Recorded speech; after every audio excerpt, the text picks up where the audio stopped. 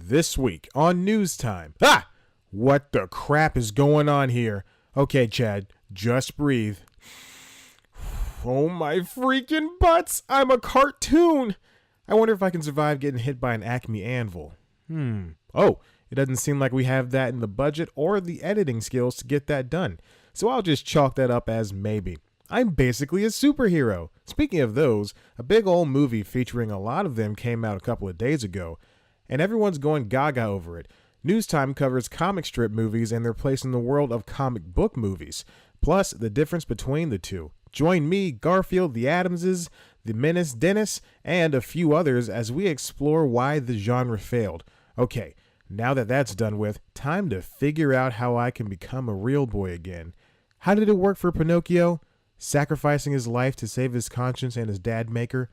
I don't have that kind of time. I'll just keep wishing. It's News Time. Delivering to you the news you didn't know about, the news you didn't care about, and the news you didn't know you cared about. With host, Chad White. Now, here's that host, Chad White.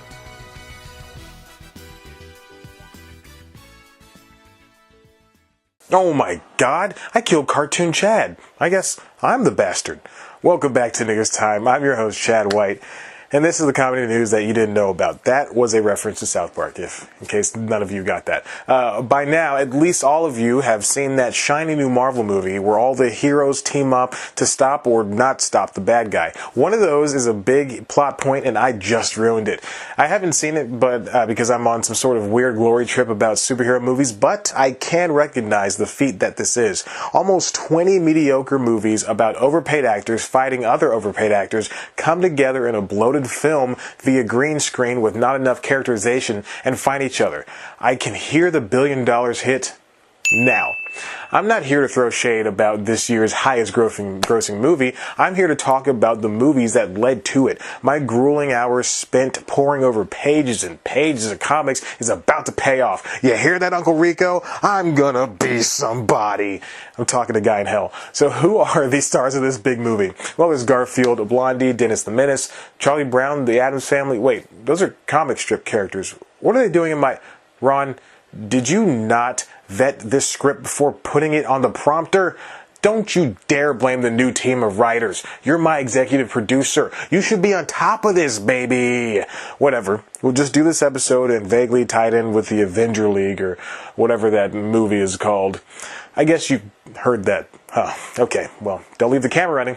Let's just get through it. Comic strip movies are much like their comic book counterparts. There was a time where both genres released movies few and far between, but the books side realized that the potential and they ran with it. In the meantime, strip movies of the comic variety, you pervs, flatlined and disappeared altogether. There's a difference between the two. Comic book movies follow established characters with lengthy backstories, while comic strip movies try to turn 40 years worth of 3 to 5 panels into a 90-minute epic. Not many of them are able to even do that. So let's start with the easiest one, Garfield. There are 5 movies based on the lasagna-loving feline, 2 of them released in theaters, and they're probably hands down the worst ones in this episode, maybe of all time. I don't know, this isn't an IGN list. The 2004 Garfield movie starred Breckin Meyer as John Arbuckle, Jennifer Love Hewitt as Dr. Liz Wilson, a handful of character actors, and a very reluctant Bill Murray as the titular cat. Poor guy thought he was starring in a Coen Brothers flick. We've all been down that road, right? It's not the worst reviewed movie in the world, but it does suck. And I love everything, so you know it truly blows. Still, it managed to gross over $200 million and got a sequel which also earned a whole bunch of money. There are also 3 other CGI straight-to-DVD movies based on the 2008 show that are all hot garbage that you should stay away from. Moving on, there's Blondie, a comic that will surely never translate to today's time based on the subject matter alone. The comic was created in the 30s, after all, when women were objects and men were oafs meant only to eat sandwiches, read the paper, and wear garters with their socks.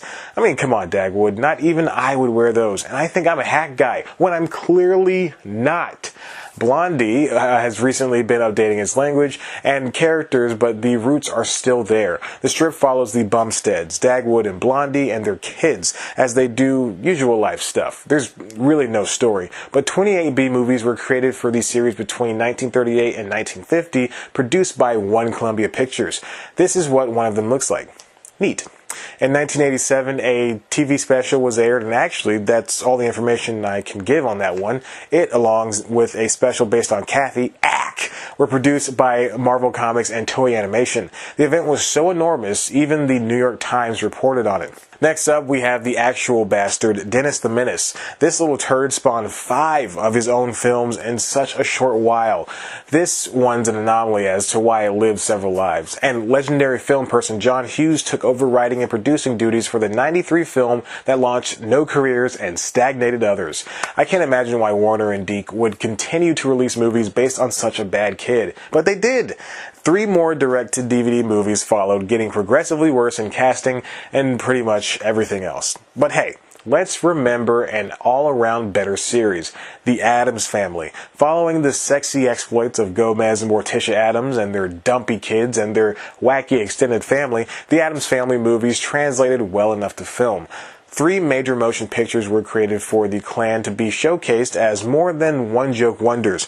They were really able to shine when they hit the big screen thanks to the willingness of the cast and crew to turn into the weird skid.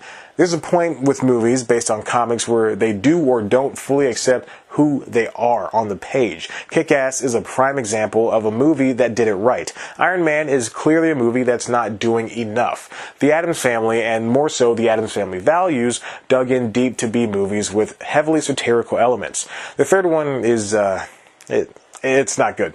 And finally, we have the Peanuts Gang, starring in almost 50 made-for-television specials and a 2016 Cartoon Network show that would be shoveled off to sister network Boomerang faster than episodes were even produced. These kids made their way to theaters only 5 times. The kids compete against other groups in summer camp, Snoopy runs away, and they even learn some culture among a few adventures. But there's something about the Peanuts that is evergreen. They keep coming back with quality projects no matter the decade. Look at the most recent outing in 2015's The Peanuts movie. Actual kids were used to voice the characters. A new but familiar look courtesy of Blue Sky Studios and 20th Century Fox Animation made the movie pop. And a third thing, I really should vet these scripts before I shoot the stupid show. Regardless, the Peanuts movie set the bar for what makes a near-perfect comic strip movie.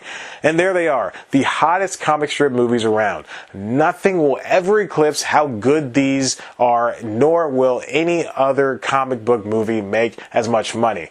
Oh, God. Ron, that's just wrong. We're over here talking about comic strips while the entire world is watching 64 or so famous people consisting of mostly white guys, a group of coloreds, and even less women fight a giant CGI dinosaur played by the same guy who's in that other Marvel movie coming out in a few weeks. This is embarrassing. I should have fired you in front of your kids when I had the chance.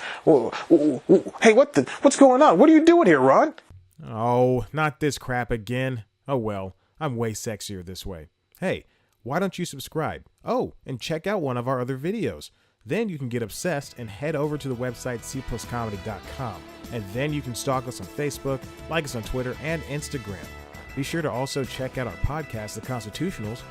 Now, to find some hot cartoon babes, where's Jessica Rabbit and that supple-breasted dingbat Carmen Sandiego?